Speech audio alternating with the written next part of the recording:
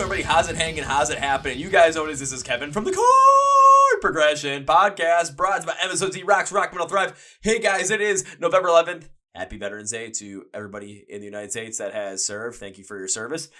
And for you guys today, I've got one hell of another podcast for you when it comes to one hell of a great metalcore band that is going to be releasing their debut early in 2022. You're not going to want to miss out on it. Before we get started, though, I want to thank both our sponsors. First, I want to thank Phoenix Fitness because I'm still going to mosh pits like crazy, and I got to make sure that I have the energy and the stamina to continue to be in those mosh pits and be a force in those mosh pits and not jump out every single show. So I'm always going to the gym, working out, make sure my stamina is right with a bunch of cardio. But I got to make sure I recover right as well. That's where Phoenix Fitness comes in. Different proteins for AM, PM, and after workout, whichever. You always go with the after workout one for me, if you're me. Pre-workouts, both stim and stim-free. You have different creatines, B-cell recovery compounds after your workout. Multivitamins, anything you need in the supplement game, they have.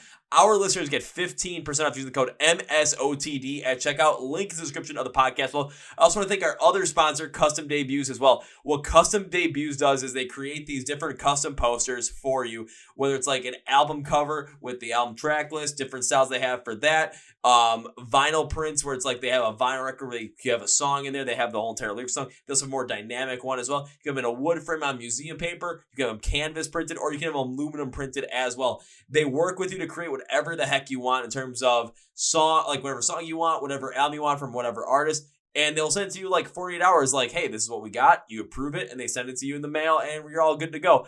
Our listeners get 10% off using the code CPP10 at checkout. Link description of the podcast as well. So below, if you're on YouTube or if you're on Spotify Podcast, iHeart or Amazon, just look at the description. We got it all there for you. So thank you guys for sponsoring the Chord Progression Podcast.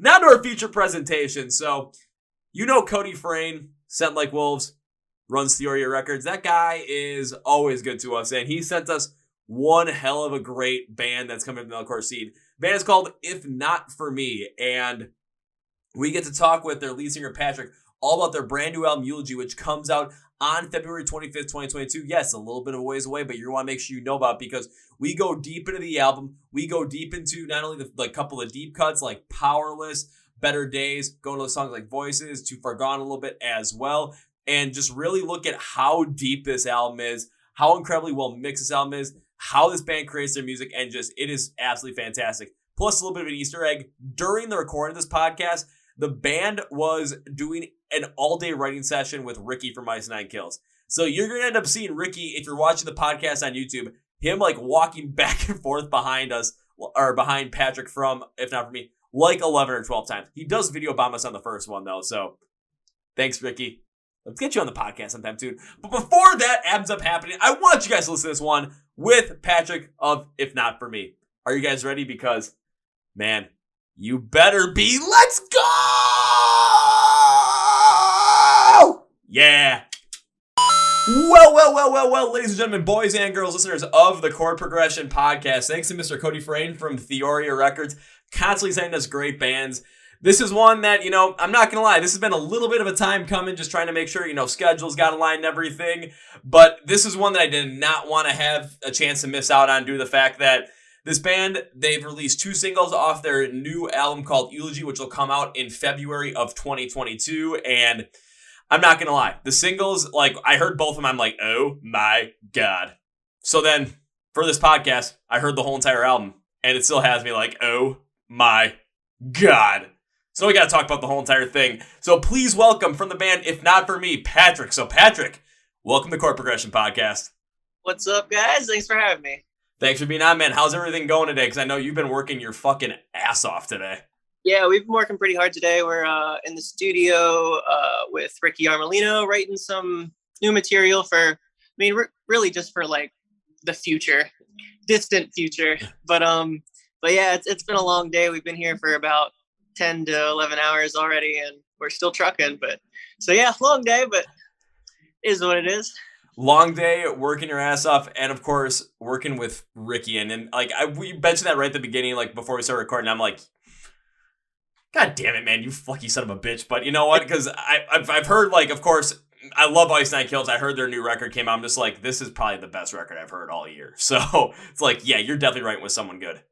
Yeah, our bass player Zach has worked with Ricky for a number of years now. Really, just doing other bands and stuff like that. And so he's been on us for a while. Like, yo, we got to write with Ricky. We got to go write with Ricky, and we're finally doing it. And it's been like a really good experience so far. Like the shit we're coming up with is pretty solid. I'll say if the shit you're coming up with is pretty solid, and you're still sitting on a whole entire album that you're releasing next year, and I mean, before we even jump into it, I'm just going to say this. Solid is the name of the game on that album. Thank you. I appreciate that. And we can go... Oh, I assumed you did. And we can go a lot more in depth with it. But, Patrick, to start out this podcast, I like to always ask my guests 3 questions to start out. The first 2, very simple, very easy. If you do not get these right, I'm going to assume you've probably had more hits to the head than I have in my lifetime. And I'm pretty hard to beat when it comes to concussions and hits to the head. But the third one, it'll put you on the spot a little bit, but it's all for fun and games. And while you think about your answer for the third one, I'll give you some examples of stuff I've heard when I ask that third question, and, well, you'll probably laugh at them too. So the first question is, what is your name? The second question is, when it comes to the band, if not for me, what do you do in the band? And the third one is, I want to know a little fun, wacky, interesting fact or story about yourself that will hopefully make me fall out of my chair, smack my head on the table, yes, again, hit to the head, and give myself my 9th concussion of all time. Some of the funniest, I'll say, just to give you a couple examples to get the juices flowing, some of the stories I've heard. One was a band from Florida. They chloroformed their lead singer, dragged him to a beach, and buried him halfway in the sand, and took a bunch of ketchup and sprayed all over the place to make it look like his legs got bitten off by a shark. So when he woke up, it looked like he didn't have any legs. Other one was, there's a band, they're from North Carolina, my friends in Wake and Terra. They were on the road, and I think it was their guitarist, on the road. Got to go to the bathroom, but there's no place to stop. So took one of those 7-Up big gulps, just peed in it, and of course had to dispose of it, so he threw it out the window. Problem is the back window was also open. When you're driving 60 miles an hour on the freeway, the cup came back into the window and basically gave the drummer a literal golden shower. As soon as you said you threw it out the window, I was like, I know exactly where this is going. So I've got one other good one for you. It's from my friends in the band Empty, where they were driving from Atlanta down to Miami for a show, and their bus broke down, or their van broke down, so they had to rent a box truck. And it's in the summer, super hot outside. Only 2 guys can sit in the box truck. There's 5 people there, so 3 guys are in the back of the box truck with equipment, and it's hot. It's humid. There's no AC, so they're just sitting in the back there, just drinking, doing whatever. Band was getting pulled over by the cops because they didn't stop at a way station, and let's just say when the police officer opened up the box truck to see 3 guys in there down in their underwear drinking with a air mattress on the ground. And when the cop asked what the air mattress on the ground for, one of the guys blatantly said, "Oh man, we were wrestling back here." Oh my God. Oh man, that's pretty good. Just like to give a couple of those crazy stories. Also, some of the crazy stuff I've heard make you laugh as well, but then also get those creative juices flowing, because I've heard sometimes I'm not sure what kind of stories we can tell in here, but I just give the ridiculous ones. It's like, okay, if you got a ridiculous one, I'm all for it. Yeah, I think I have one that might top that. It might, I don't know, but we'll see.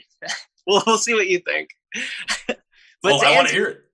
Again, Patrick Glover, and I sing for If Not For Me. And yeah, that's about it. But now I'm ready for the story, bud.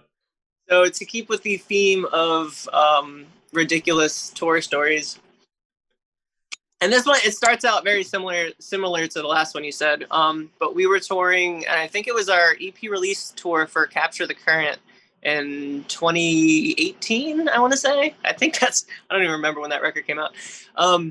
So day 1 of tour, we get through fine. And then day 2 of tour, our van breaks down. And we were bummed because we just built out the van and bunks and all that kind of stuff. And it was really cozy. And yeah, so day 2, our van breaks down. And so the plan was me and Hayden were, no, it was me and our old drummer at the time. We ran to a U-Haul that was about 2 miles down the road from when we broke down. We were like, well, this is going to be the quickest way. So we just ran to a U-Haul. We rented a box truck, and the plan was to take the box truck to our van, get all our stuff that we needed out of it, and then drive to the venue and then figure it out from there. I think we were in Massachusetts at the time, and we were supposed to be in Philly the next day to play Summer Slaughter, actually. And so we get the box truck, we pick the shit up, we go to the venue, drop it off, and then my job was to go back to the U-Haul alone to drop off the box truck and then pick up a cargo van for the rest of the tour. And then so I get to the U-Haul and I'm alone then. And so as soon as I get the cargo van, I pull out of the parking lot and I just get rear-ended, like super hard. Oh, no. So at that point it was like, guys, I'm not going to make the show. I don't know what's going to happen with the tour. Luckily, the band we were touring with, their singer was able to fill in and do what he could. So they were still able to play without me. And the guys came to pick me up after that show. And unfortunately, U-Haul didn't have any more vans or anything like that. But as we were leaving the U-Haul at like 1:30 in the morning, a cargo van comes in and they're like, hey, you guys still need to get to Philly tomorrow? And we're like, absolutely. So we just happened to get this cargo van. And then we drove to Philly and then we had to return it the next day because it was already rented. So then we spent about a week in Massachusetts just homeless. And there was this crazy old guy that we met. We call him Flat Black because he had a flat black van. But he towed our van to try and fix it, and he spent a few days trying to fix it. And then meanwhile, he was driving us to all of our shows in the area because luckily it was like Vermont, Connecticut, Rhode Island, and like Massachusetts. Like all the shows were fairly close together. So we just basically lived with this guy for about a week while he was trying to fix up our van, which didn't happen. And then we ended up buying a van off of his buddy that barely got us home. And just like so much crazy shit happened on that tour that it's like when we talk about it, sometimes it seems like more of a fever dream than anything. Cause it's like, dude, I can't believe that happened. Like, I'm trying to think of the one that when he's like homeless, but he lives in like a chopper in a gas station parking lot for some reason. And the one night he was trying to get us to like buy him a stripper or whatever. RV and like or it was a prostitute and comes up to the door and he's knocking on it. He's like, can I have $20? And we're like, for what? And keep in mind, like he's been helping us out. So we've been like paying for his meals, like his alcohol, all that kind of stuff. Cause he like didn't really have any money. So we were trying to do what we could for him, but he was like, I'm trying to get a blowjob from this chick outside. And we're just like, dude, no. And that's just one of the crazy things that happened. But somehow we ended up finding a van, fixing it up enough to get home. And we did not miss a single show on that tour. And then when we got home, we got the news from our record label that we somehow charted on Billboard. So we were like, sick. Because if we had gone home like on day 2 when our van broke down, that wouldn't have happened. So luckily we stuck it out and it was good. Holy shit. Okay, now that is definitely one of the funniest stories I've ever heard on this podcast. Just the fact that you live with a guy who are technically homeless for a week, and then just, again, the fact that this guy was like, wanted $20 just to get a little bit of pleasure on that one. It's like, shit, okay, what are we supposed to do in this situation? It was wild, but like, we could not have been more thankful for him, honestly. Like, he helped us out so much. Even though he was like, he was nuts. He was quite the character. I don't really know how to describe him, but it was definitely one of the most stressful and crazy weekends or weeks of my life. No, I don't blame you. It's just going to add to the whole entire lore that is the band, if not for me. It's just going to add to the whole entire legend that you guys are going to be creating over time. I hope so. We were saying that we should just, write a memoir of it sometime, because there was like so many little things that happened that were just super funny that like we wouldn't really believe if somebody told it to us. So it's like we just got to get together sometime and just write it all down. But Oh, absolutely, because there's going to come a point in time where, like, give it like maybe 10, 15 years down the line, all of a sudden you guys are continuing making music. You guys might be consistently charting on Billboard to the point where you're going to want to have these stories written down at some point due to the fact that you don't want to forget anything. And when you potentially write a memoir, write a book about this stuff, it's, okay, you're going to have a whole entire chapter dedicated just to that 1 week where you're technically homeless. Like, it's going to require, like, maybe like a 20, 30-page chapter, and it's going to be consistently people going through, like, what's going to happen next? Wait, okay, so the paper, okay, now I met this guy, now they're technically homeless, they're buying stuff. Now this guy wants a press. What the actual, and then they charted on Billboard at the end of the tour, and they didn't miss a show? Like, this is, like, epic stuff right here. That was just like so unreal. And I think that was our first tour, like with me and Zach, our bass player had just joined at the time. That was like our first tour, like all together. And like, just to have it be that much of a cluster was just funny. That is just ridiculous. But then again, it also, like with the guys you have in the band as well, just you guys have gone through something like that. Similar to like the story that I heard with Empty, with of course the other box truck one and the guys in the back of the box truck wrestling because they had that wrestling for just for the shit of it. But it's something where you think about these stories, and they're stories that connect you as a band to a whole different level because you've been through these experiences before. It's like no one else has gone through these experiences. You're gonna want to remember these things, but it also creates that bond, and it adds to the chemistry that the band's gonna end up having in the long run because you've been through these things, you've gone through these things, you've gone through them successfully, even in the wackiest of situations. But it just creates this more like brotherhood bond at the end of it that it's going to be hard to break that, and the chemistry is going to flow when you guys really start, writing music, which is basically what you have been doing the whole entire day up until this point. Yeah, no, I agree 100%. Like, I would not want an experience like that with anybody other than these guys. Oh, I wouldn't think so either. And probably, as you guys continue to make more music, end up going out on, release the new album Eulogy in February, and hopefully end up going on some pretty nice long, tours in terms of, not only just length, but also just distance, going out to places more on the West Coast, coming, in my neck of the woods here in the upper Midwest, like come around the Chicago, Milwaukee, Madison, maybe go to Minneapolis area, just around here, just so we can get some crazy mosh pits going for, if not for me, and have a fucking blast while doing it. And people get to know the name more, people get to know the music more. All of a sudden, potentially, you guys end up getting, on some of these festivals, you end up getting on the Damon Presents festivals, get Rocklahoma, get to Rockfest here in Wisconsin, wherever it might be. And all of a sudden people are going to know more about it. And all the stories that you guys end up creating off of that are just going to continue to bring the band even closer.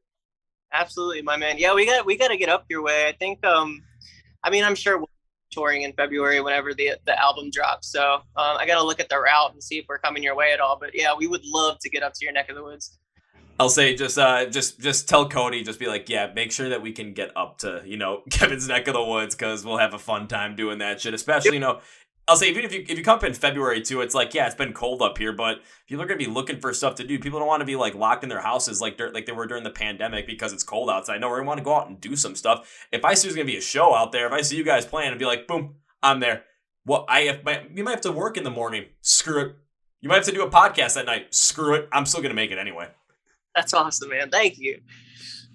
I've done that before where I had a podcast with a band called The Warning, and we did it for an hour, and I literally cut off the podcast and I bolted out of the house so I could go down to downtown Milwaukee to go to Knotfest. I bolted right. I'm like, I gotta go. So I would do that for you guys.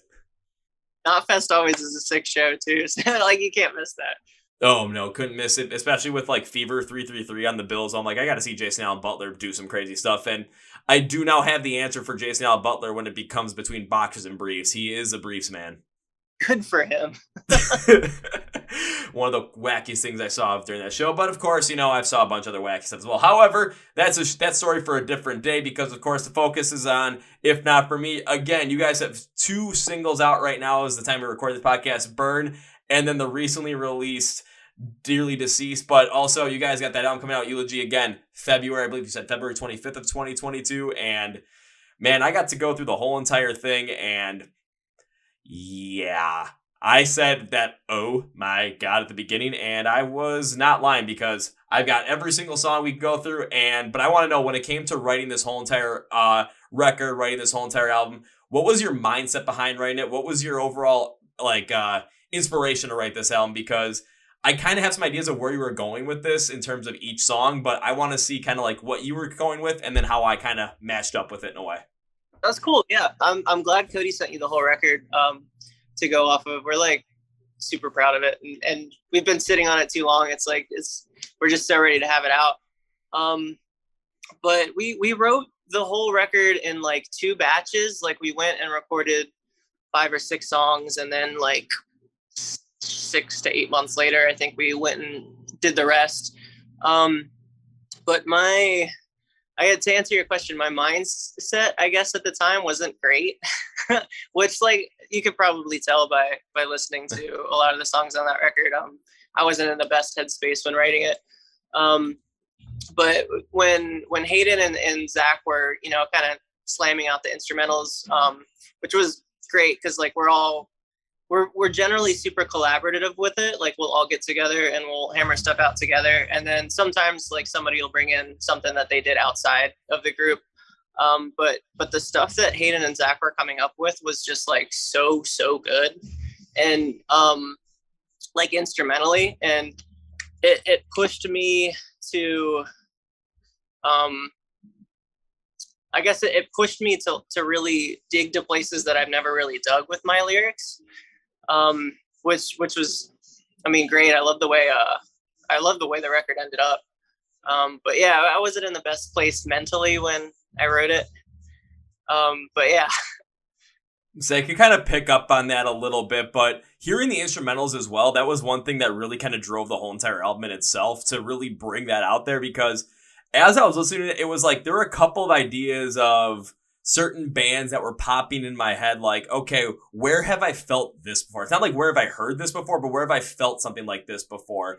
And a lot of times I was picking up certain bands, like picking up bands like Memphis May Fire. I picked up a lot of We Came as Romans vibes in some of these. Plus, I also picked up a couple of like, you know, it was like Sleeping with Sirens, Pierce the Veil kind of vibes wrapped within there as well. And hearing a lot of their music and listening to a lot of their stuff, it's like when they end up getting a lot more personal, I'm like, holy crap, there's like some things here that can really pull out a lot of deeper meaning. Then I started to go through the lyrics, go through the meanings of the songs, and really started to pull out a couple of ideas that I had from your lyrics. And I could see that, you know, you were really diving deep into some certain places in terms of your own self, your own mindset, relationships that you've had with other people, with society, and how it impacts your relationship with yourself as well, to really bring a lot of that out there.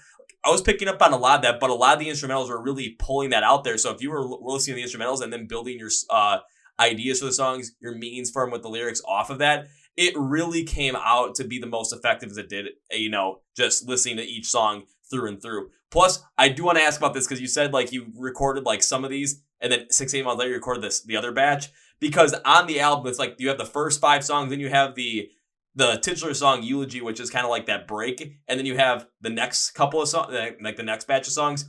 What is that, the break between like, okay, the first half you recorded at one point, the second half you recorded at a different point, or were they all mixed in together?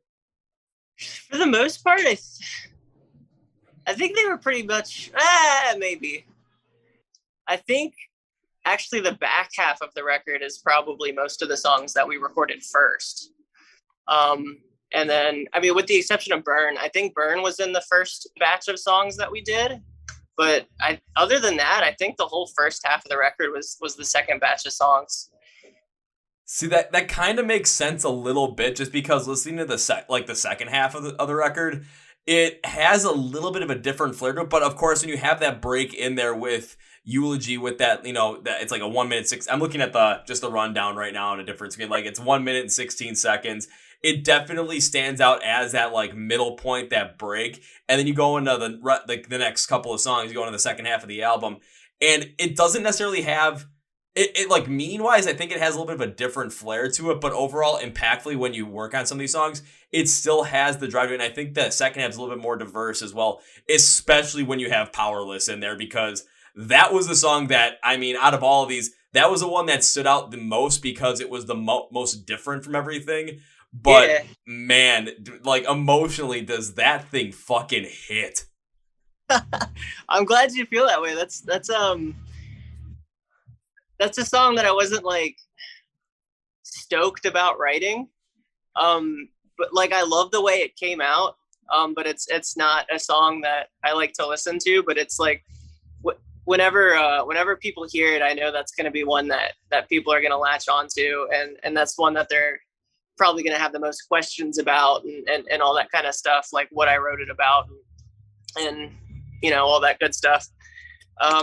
It's my mom's favorite song on the record because there's no screaming in it, but yeah. That's what I thought you were gonna say with that. It's like it's their most favorite because, well, yeah, there's no Yeah. screaming at it. But like you said, you're gonna get a lot of questions on it, and not gonna lie, I do want to ask some of those questions because it is rather interesting to see kind of exactly where you were going with this on the song. So when it comes to Powerless, what was the actual meaning of the song? What was the headspace you were going into when you were writing down lyrics for this and constructing the overall meaning of this track to come out the way it did? Yeah. So I think it was Hayden's idea to do like kind of like a slower ballad type song. And he pitched me the idea of just like a song that's, you know, mostly piano and strings. And if we want to dig into it later, then we could totally do that. I'm going to plug my phone charger in so my phone doesn't die on you. But oh, awesome, because I've had that happening before where phones have died on me during the PAX. I'm like, oh, this kind of stinks. Yeah, the 20% battery life thing just popped up, and I was like, I better take care of that. But yeah, anyway, Hayden kind of hammered out the instrumentals for the piano for Powerless.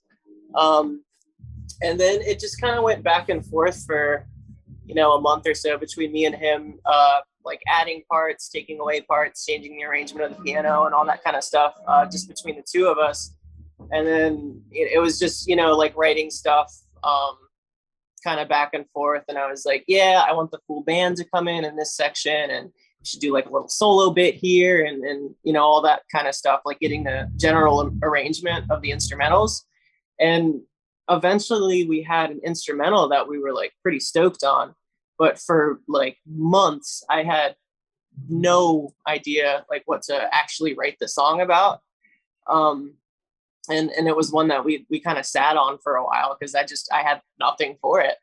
And then hopefully this doesn't sound ridiculous. I know some people might think it is, but one night, well, we started to notice one of my cats was getting really sick, and it started like really slowly. Like we noticed he wasn't eating, he was always hiding, he was losing weight. His toe beans were all pale, and his tongue and his breathing was weird, and all that kind of stuff. And so we ended up taking him to the vet for what we thought was going to be like you know, like a sinus infection, like he had a congestion or something like that. But then the emergency vet comes in and they're like, yeah, you might want to consider having him put down like right now. And we're just like, what the hell?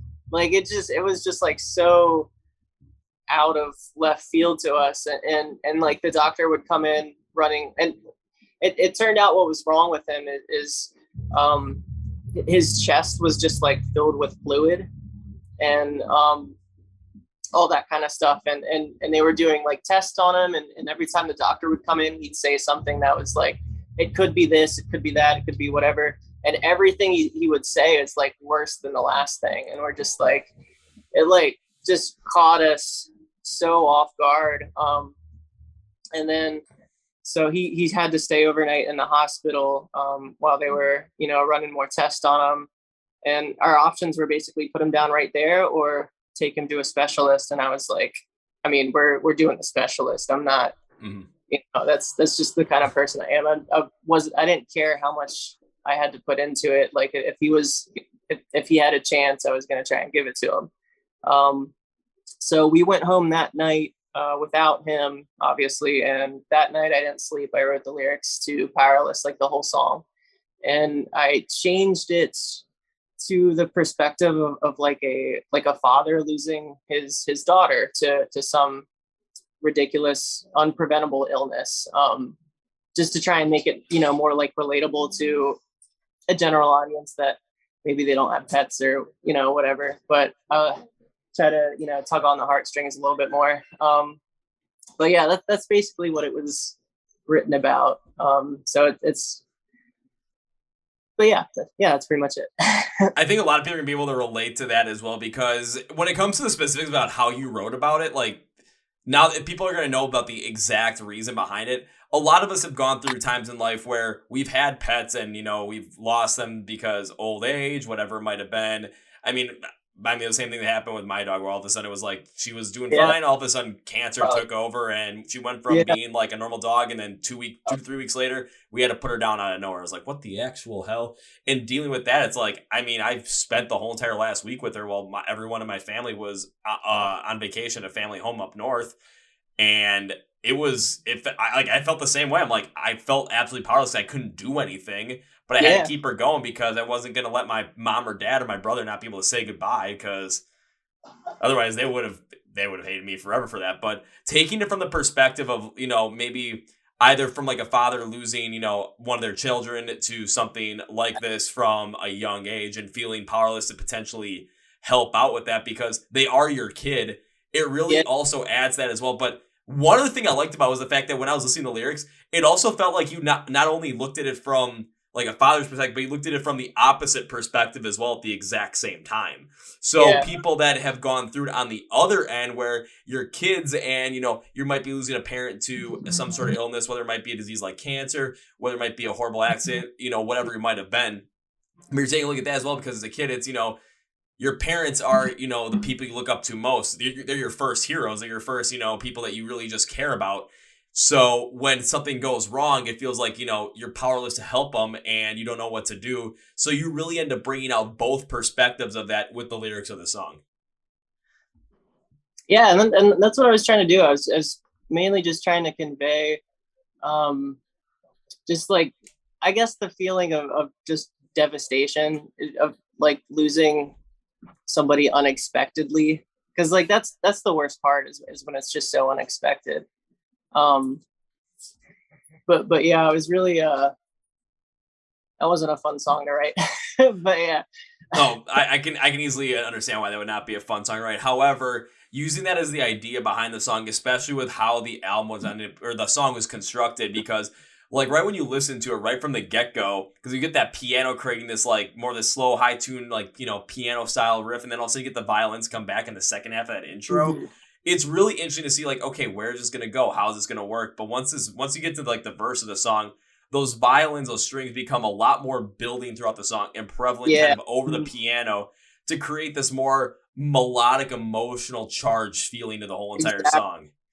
And no, I'm glad you picked up on that, because like that's one thing I wanted is like each progression of the song, whether it be from the intro to the verse to the first chorus to the second verse and so on, I wanted each part to be kind of slightly more intense than the last, to just kind of signify like how desperation develops. So I'm actually really glad you picked up on how the instrumentals build like that. Yeah. Well, because even as they continue, I was very intentional.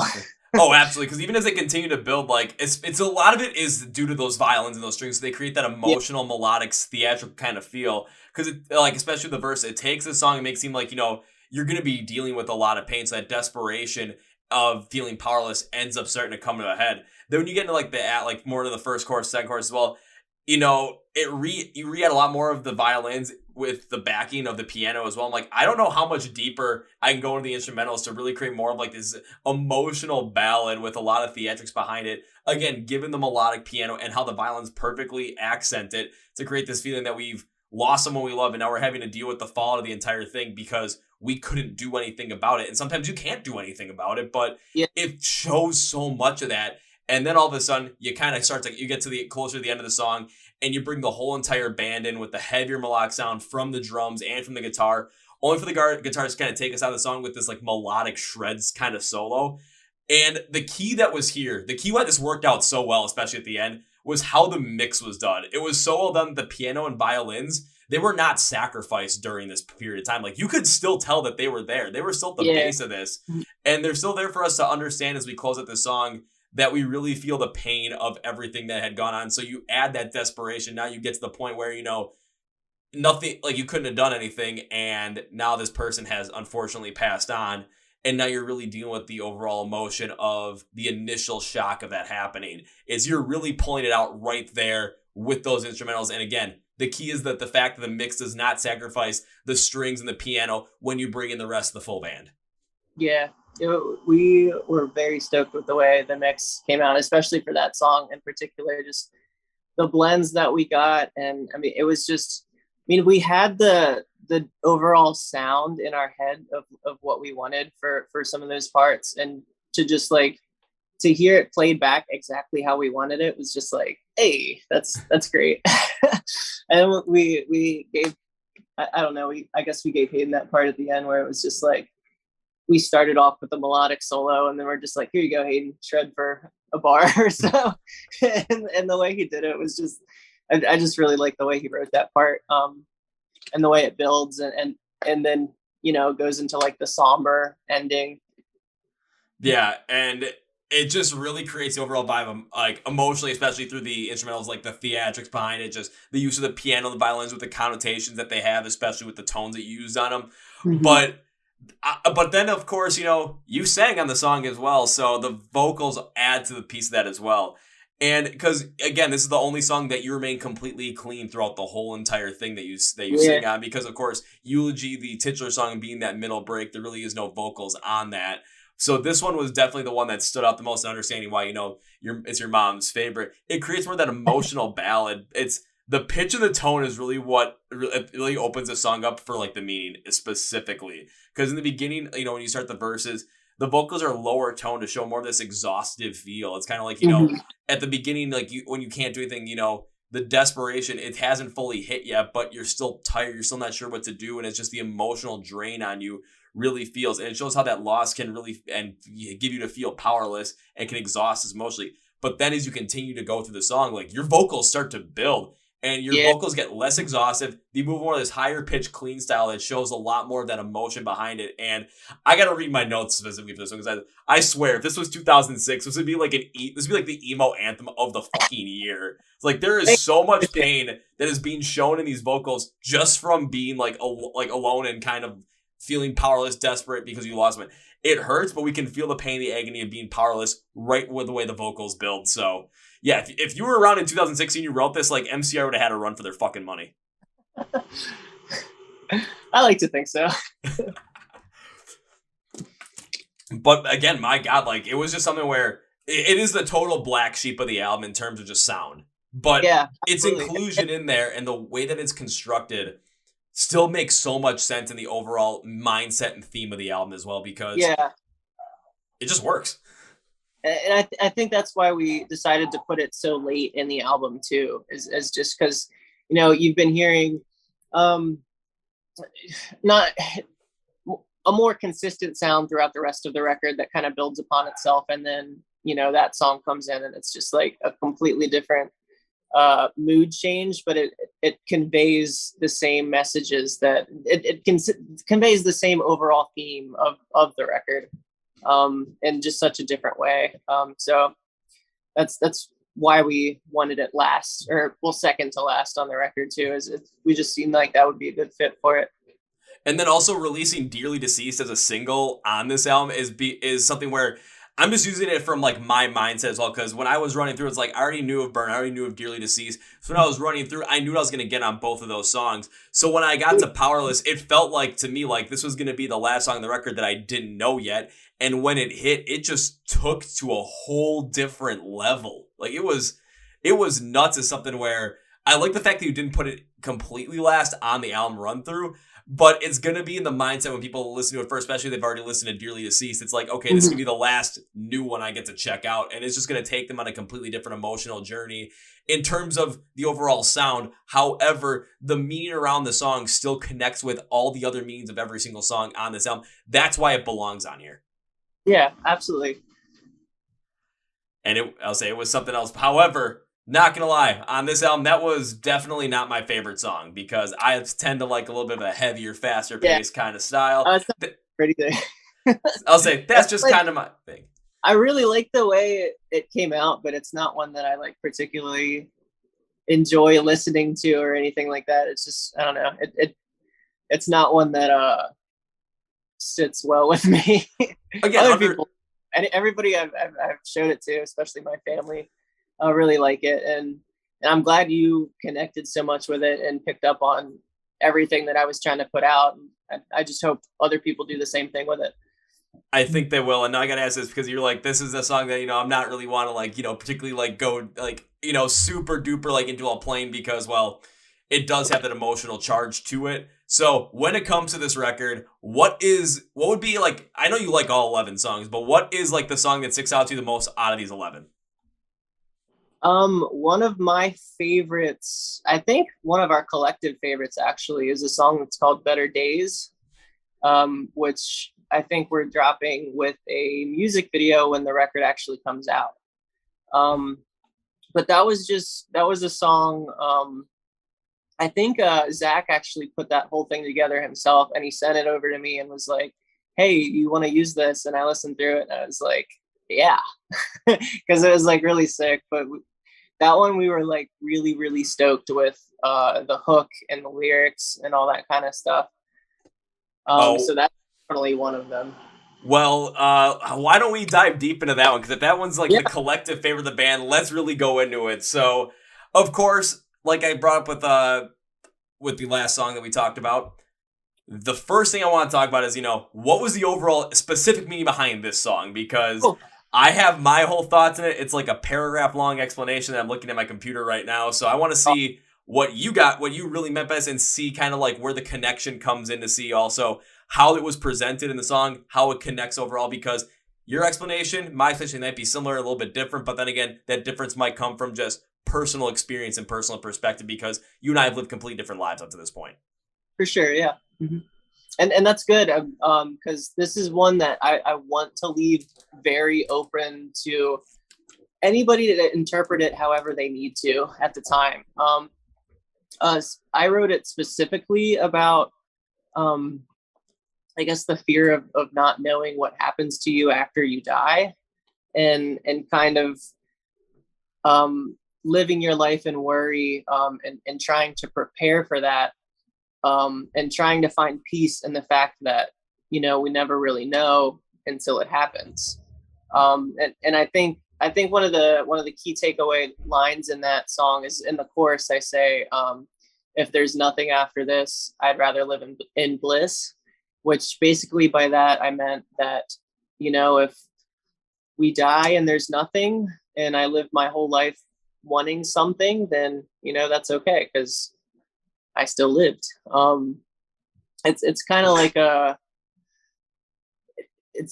I'm not one to tell anybody what to believe and what not to believe, but like I like to think that, maybe there's something better for us after this life.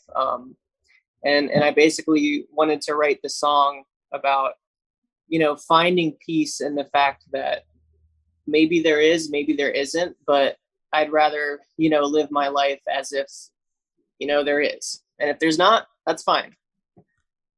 Understandable, as where I took a little bit of a different approach on it. However, I think again the core me is the same, and it's for a little bit of a different reason, where I thought it was about like thinking about a time in life where things are just not going right at all, and you don't know how to fix what's going wrong. Therefore, instead of like trying to fix, you're just hoping for those better days to come. So you're just hoping, you're just like, you're not really trying to do anything about it because you don't know what to do. And like you're hoping those better days will come your way in the end, and that your problems will basically kind of resolve themselves. And it shows more of that like loss of hope that many of us experience when we go through those troubled times, when we feel like, we're stuck in those times. When you feel like you're stuck in them, it feels like there's no way out. And it ends up being about like find a way to keep that hope so you can get to those better days and not be, stuck in the bad days. But also doesn't work to hurt to get them. And the reason why I went that route for myself is because back in 2017, I was in that headspace where it was like nothing was going right. Anything I tried was just not getting me out of there. And it felt kind of hopeless at this point. So it was kind of like, felt like hoping for those better days to happen.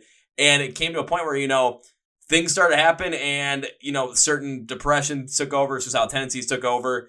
And it was tough. It was not easy. So that's where I connected with it more, because I remember being in that headspace where instead of wondering, what happens after we die, it's like, are those going to be better days than what we have right now? It's like, I was thinking about more of, will those better days even come while I'm even here? So I took a little more of like a little more of a narrow approach to it. It's like, I guess, a more literal approach, or like a more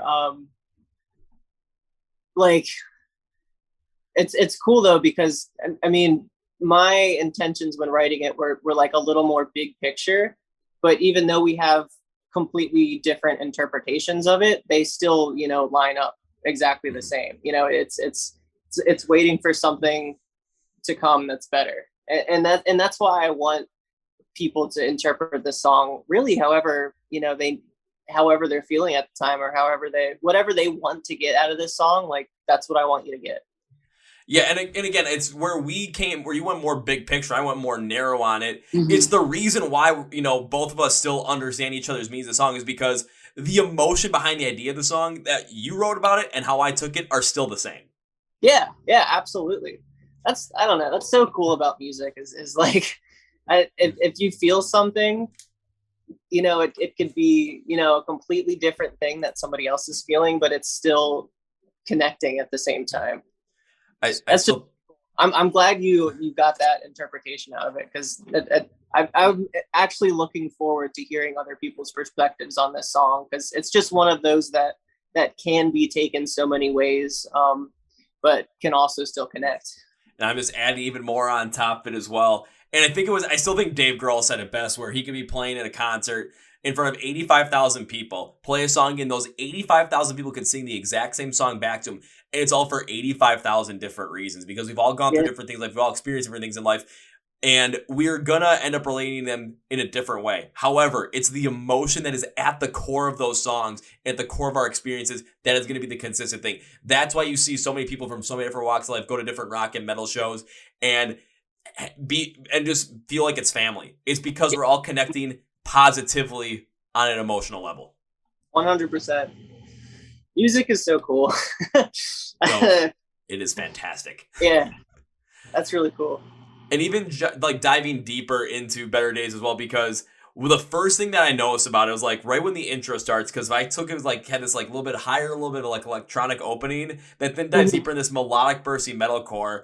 And in my mind, the first thing I thought of was the emotions and the feelings that I had when I listened to certain songs off of We Came as Romans 2017 album, like Learning to Survive and Lost in the Moment. Like, that's where my head went initially on this. And I like this intro because it uses the electronic pieces to get further into our mind. Like, it opens us up, but create more of this like fantasy world at the same time as well. Again, those better days where we're longing for them, when we're stuck in this, not sure if, from my perspective, not sure if those better days are going to come. And from your perspective, big picture, not sure if there's better days even after this whole entire lifetime.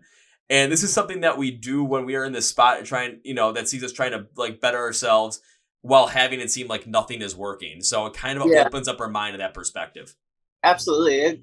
Better Days was just like, it was one of those songs that was like, just so easy. Like, I know, I mean, a lot of people that watch this are probably musicians and songwriters as well. And it's like, everybody has that experience when, they're trying to write a song and they can have the sickest ideas, but nothing is coming to them like thematically or lyrically or anything like that. And they can sit on like a really cool part for weeks or months or whatever, and they're just not getting anywhere. But Better Days, it's funny because it was the easiest song like I've ever written. And it's one of my favorites. Like, Zach sent me the instrumental.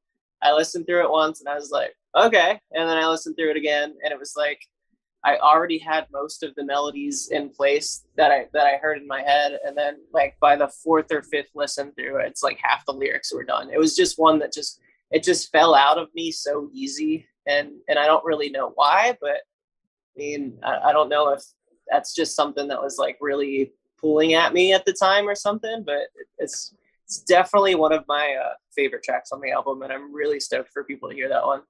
Well, I would be as well, just because it really pulls that out. But the fact that, this song came more naturally for you to just write the lyrics to the thematics behind it and really pour out of you, that's going to end up happening from time to time as well. You're just going to end up hearing something that you guys come together as a band. It's just going to work. It's just going to flow very well together.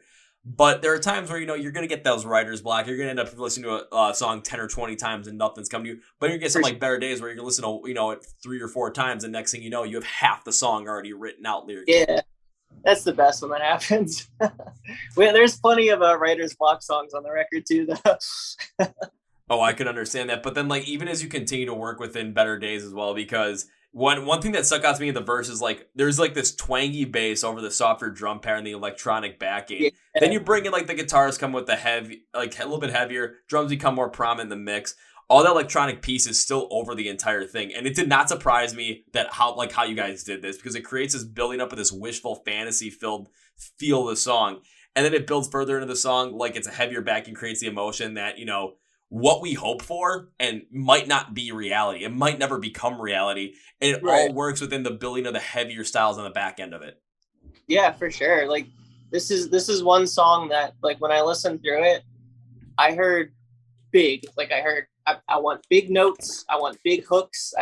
It's just, I don't know. It just, I'm sure people will get it when they listen to it, but it's just, it's a song to me that just sounds like it's big and open. And you know, that's what I wanted when I wrote out the lyrics and melodies and everything. I was like, we gotta think big for this one. Well, you're talking about making the song feel like it's big and like open, like for people to really kind of just get a bigger grasp into it.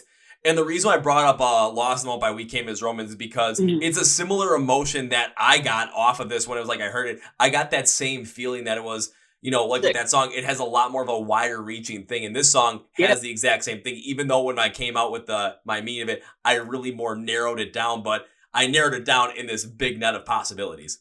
Yeah, absolutely. It's just, it's a song that I think carries a lot of weight. Mainly because it can be interpreted in so many different ways, and it can mean whatever anybody needs it to mean. So that's, I mean, I was like, yeah, I want big high notes. I want big hooks. I want big melodies. I just want everything to sound really big and open, and hopefully the listener would connect with it. Oh, absolutely. Even as like continue to go to like more of an instrumental breakdown as well, because we went to the verse, now the chorus, like I heard this electronic piece. It keeps up here like to soften the slower bursting background the instrumentals have in the chorus. And this is interesting to me because it is really creating more of that wishful feel once again, that better days are ahead for you. But then the other issue is that it's all a fantasy for now, and it seems so far away because of how that electronic piece is over those bursting like melodic background. And when you're in that mindset, again, it makes total sense to feel like, you know that they could be there, but they seem so far away that you're not necessarily sure that when it comes to my perspective, if those better days are even going to come, or from your perspective, if those better days are going to potentially, or if there's any better days following this certain lifetime. Yeah, for sure. And it's like, I think it might be the only song, well, besides Powerless, that we've ever written that like doesn't really have like a big breakdown section in it too, which it's like, how can we, when Zach sent it to me, I was like, how can we get a big message across without, you know, being heavy? Like how can we do this melodically to connect with the listener? And like the synths and strings and stuff that you were mentioning, it's like, I feel like that's what really carries the song from part to part, like all the electronic elements, the production side of all of that. And like that's what I pretty much wrote all the melodies to, is the electronics. Like I was barely paying attention to the guitars. I was like, I want to pull whatever I can out of these synths and everything like that. So yeah, Zach did a lot of programming work in that song with all the electronics. Well, because even though you guys like bridge to kind of like create that, but breakdown that wasn't as heavy as anything else you guys did on the rest of the album, it was like those electronic openings stay, but then there's a piano that comes over to add the emotion situation. Drums and melodic come behind in the second half to build more of that suspense to a potential breakdown. And when you hit that breakdown, it's not like any other breakdown you guys wrote on this album, because it's drawn out more and it's a little bit softer with the electronic backing over, but it really shows, again, with the electronic, more of this wishful thinking as how it is like, what you want is so much further behind us in reality, or so much further in front of us, that we're not sure we're going to ever potentially get that. It speaks to wanting more of like when you're not feeling like things are going right. It's like you want it to happen, but it just speaks of this kind of agony of uncertainty and this agony of will days even get better? Will this ever happen? And just the emotion behind that. I mean, it took me back to like freaking November 2017 where, that was probably the worst month I've ever had in my entire life. But it hit emotionally on that aspect where it seemed like there was never a chance that a better day was going to even come. Mm-hmm.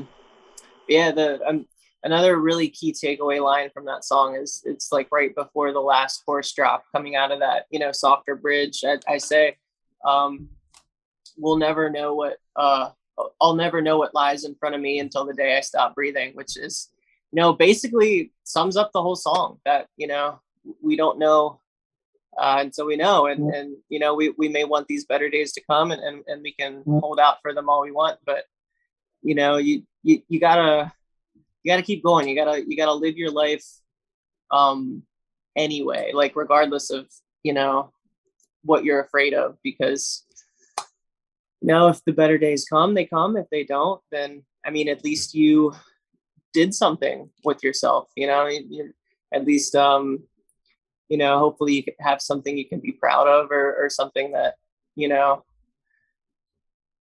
what I mean.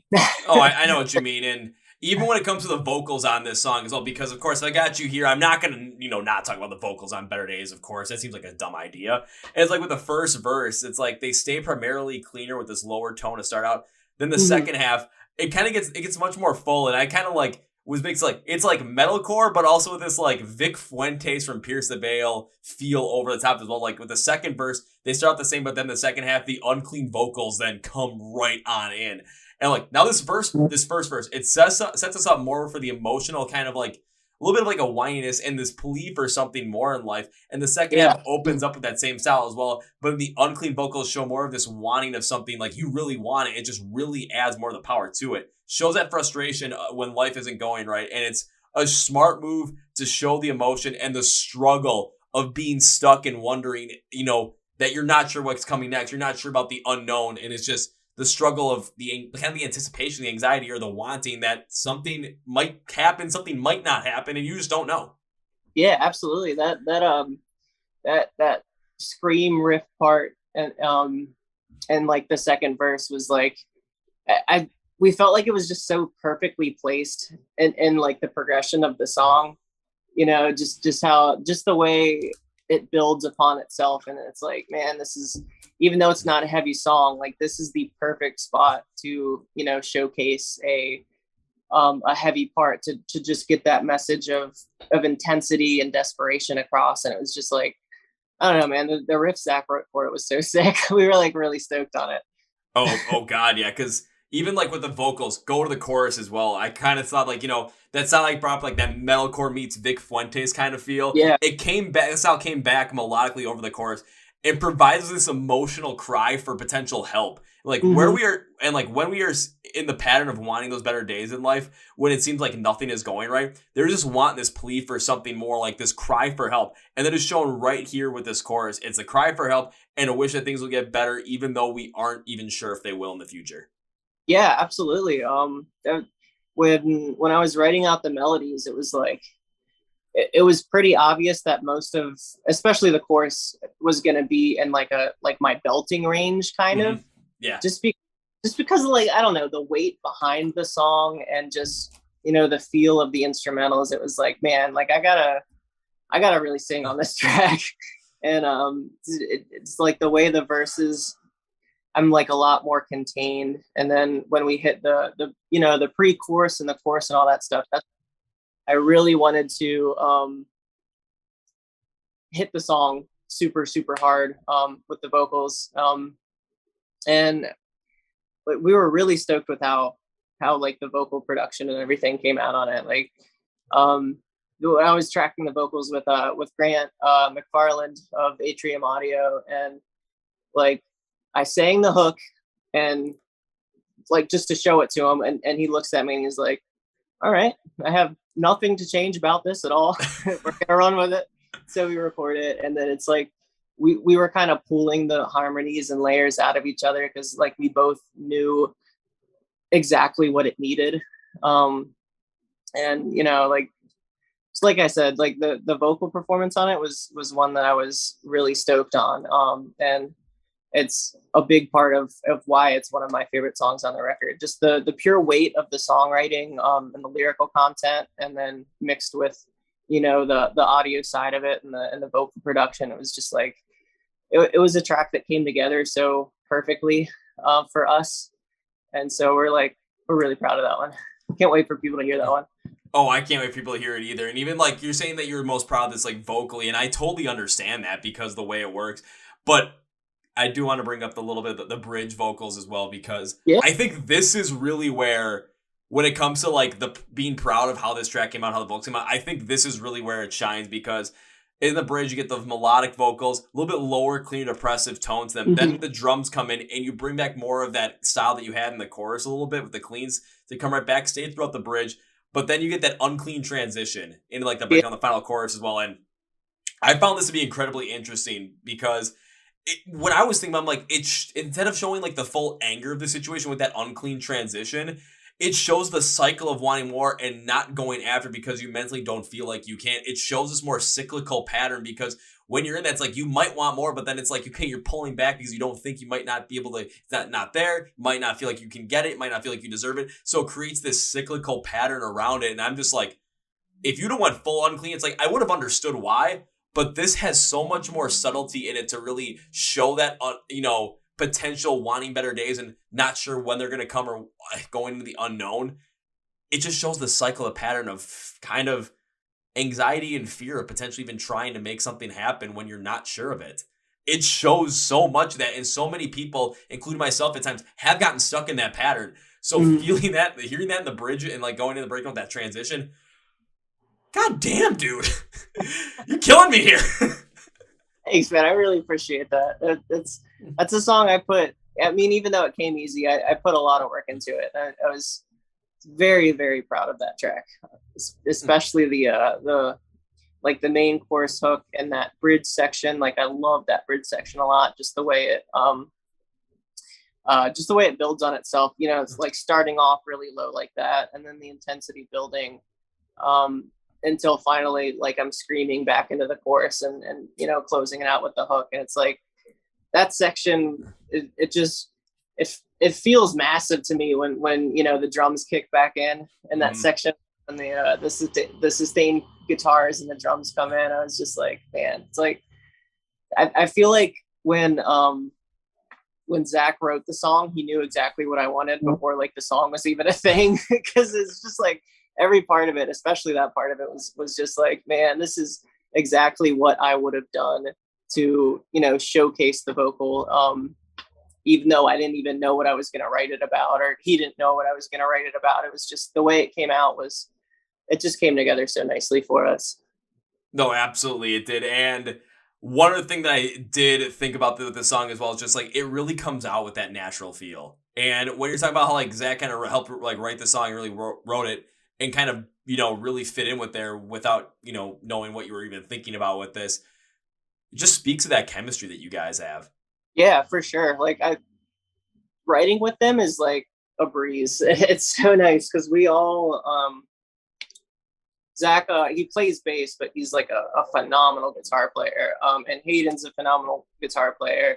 So and they both come from, different stylistic backgrounds. So like what they bring to the table is like normally so cool, like meshed together. And it's like, they each come up with ideas that the other one wouldn't have heard in their head, and like the products we get out of it is just like so cool. And it's also cool because all three of us, me, Zach, and Hayden, play guitar on the record. I got to play a little bit of guitar in one of the songs, which I was stoked about. So it's like all the instrumental writing with us is generally like really collaborative, but when one of us goes off and writes a song and then sends it to the guys for input, it's like normally we're able to come up with something really friggin' cool between the three of us. Or sometimes we don't even change anything. We're like, yeah, we love all of this. It's like fantastic writing with them. It's just so easy. It was like your chorus vocals on Better Days. It's like, well, what do we need to hear? No notes. We're just going with what it is because it's perfect the way it is. Exactly. It happens a lot. Yeah, but oddly enough, because we've talked about, we talk about Powerless, talk about Better Days. I'm not gonna lie, because we've talked about a song that's completely different. Talk about your favorite song. However, they're not my favorite song on this record. The funniest part about this is because you have two singles that are out right now, and my favorite song in this record, not one of the singles. Like, you guys are saving some of the best stuff for album release day. This is awesome. Yeah, we were hoping that there was going to be plenty of gems for people that either love the singles or even necessarily didn't love the singles. We were hoping to save a little bit of extra. Oh, absolutely. And for me, it's the first song that's on the track list with voices. I think that's Cody's favorite too, actually.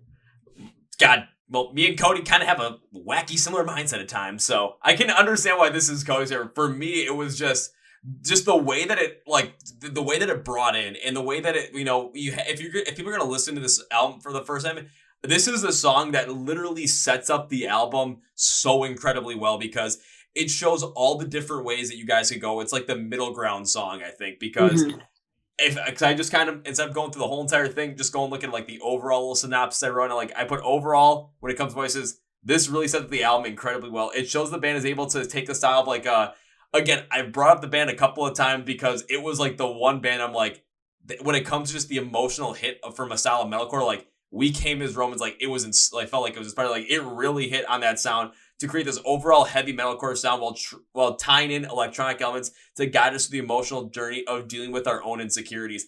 I also like the vocal differentiation, as well as the cleans provide us with more of this wanting change feel, while the uncleans can double as both voices trying to win inside our own heads, or the inner you getting motivated to break free of that. I'm like, there's so much to like here. There's so much depth behind this song. And with those electronic inclusions, it shows that you can bring those in and really work with them even more so as the album goes on.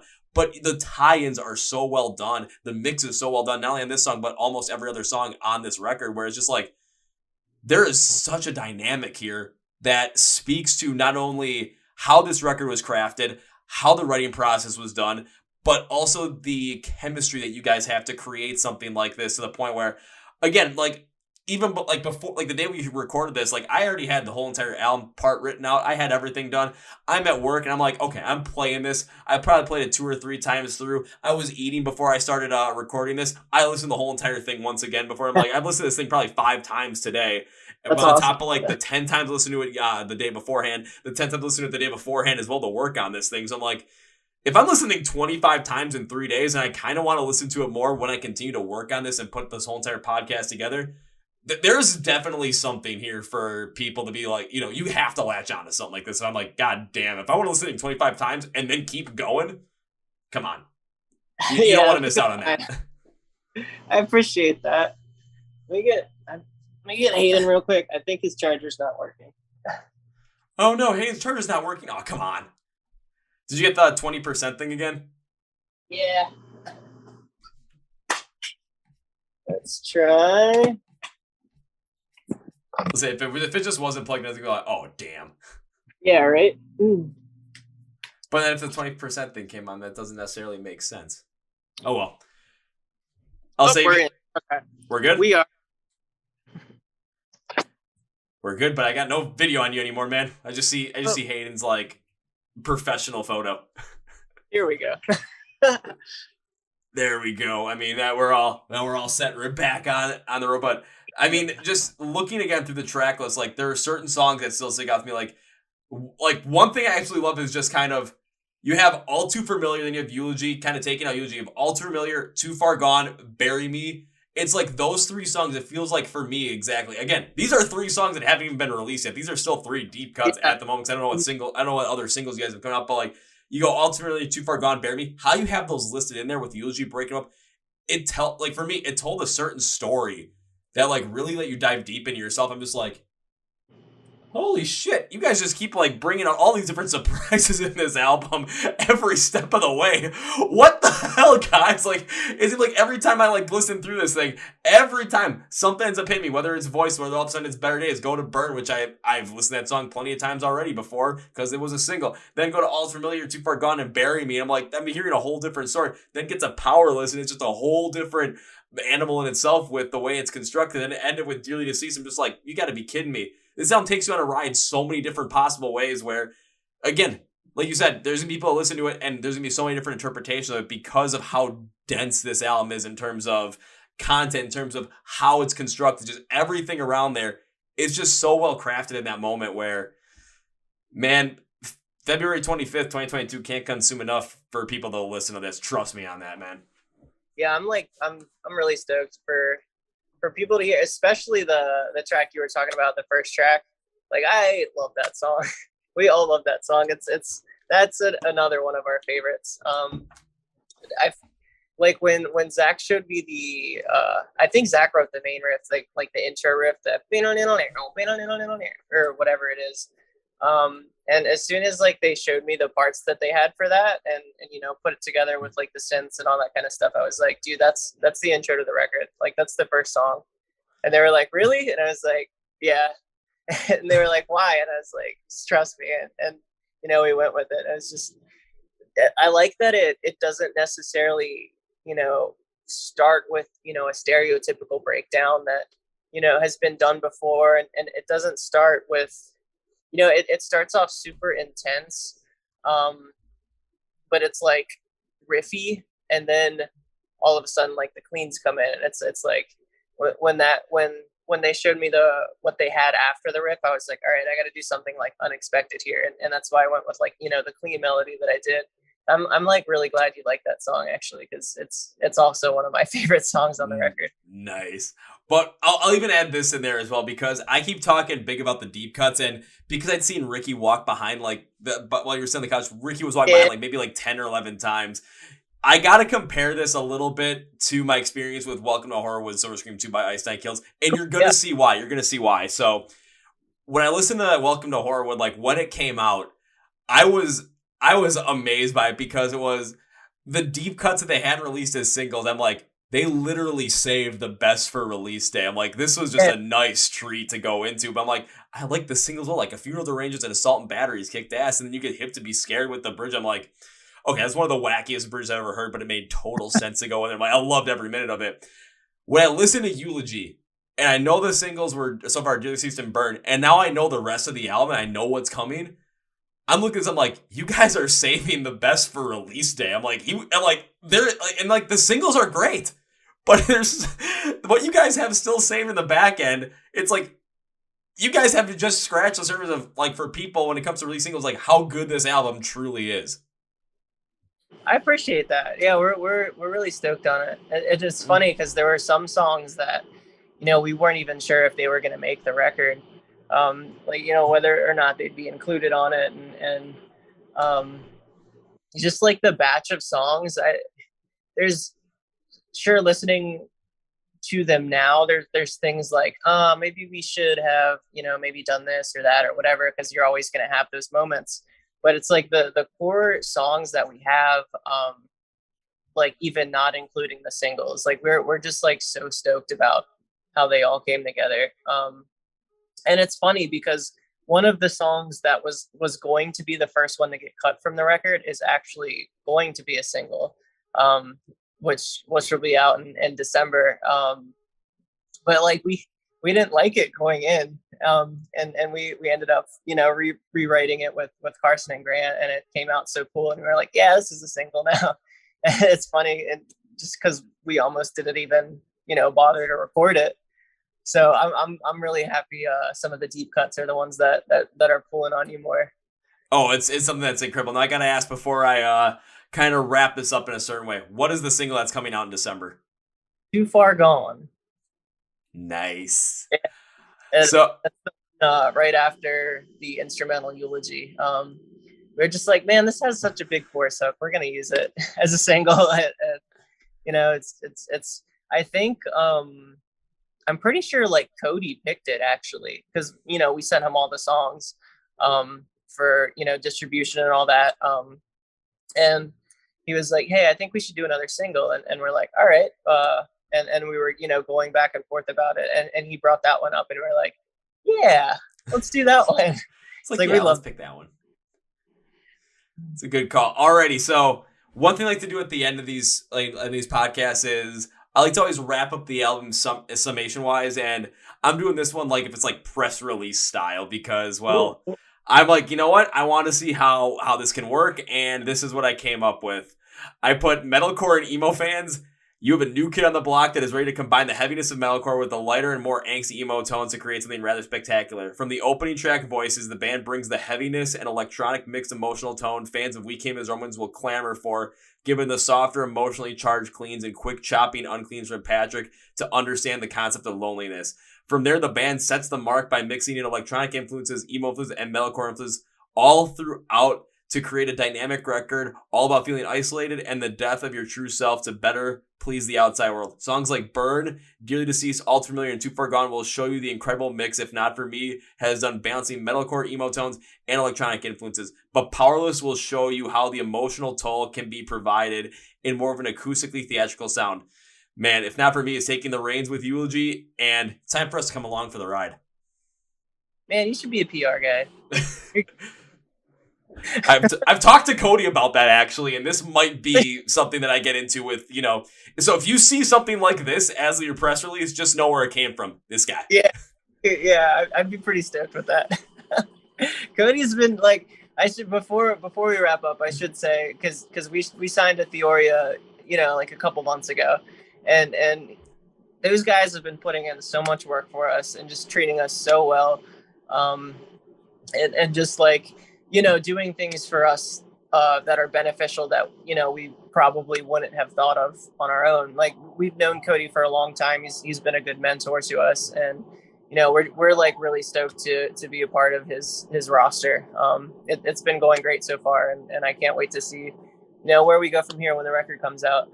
Man, I'm gonna be watching you guys and waiting to see what happens. And when this record comes out, you better believe that people are gonna know about it. You better believe that the people that I know are gonna end up knowing about it as well. Because, well, if I wrote that, and I've been listening to this thing, probably 25 times through the past 3 days. Yeah, I don't think that there's gonna be a chance that I'm not gonna be like, let's just let this thing go the wayside. No. When this thing comes out, oh dear God, are people gonna know about it from me? I'm glad you feel that way, man. I hope so. It's going to happen. Well, Patrick, as we close out this podcast, one thing I like to do at the end of these podcasts is give my guests, aka you, a chance to say anything you want to say, plug whatever you want to plug, promote whatever you want to promote. So, Patrick, as we close this out, the floor is yours. Cool. Yeah.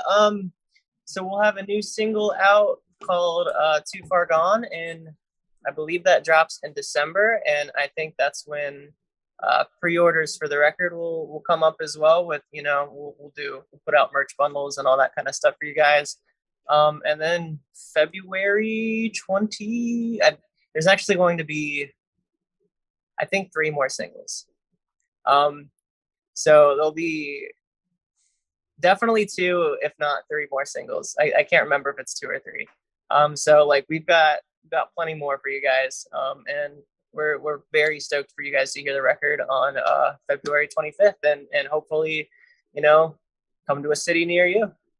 It's a good way to put it. So now I'm going to end this podcast with my 3 things. First things first. So you guys heard me and Patrick literally talk about this record. You just talk about how the deep cuts that are on this record right now that aren't singles at the moment, like, when you're talking about how fantastic these are, they only, like, the singles only basically are scratching the surface of the greatness of this album. So you're going to want to be sure to, check those out when they end up dropping. You want to make sure you check out the album when it drops on February 25th, 2022.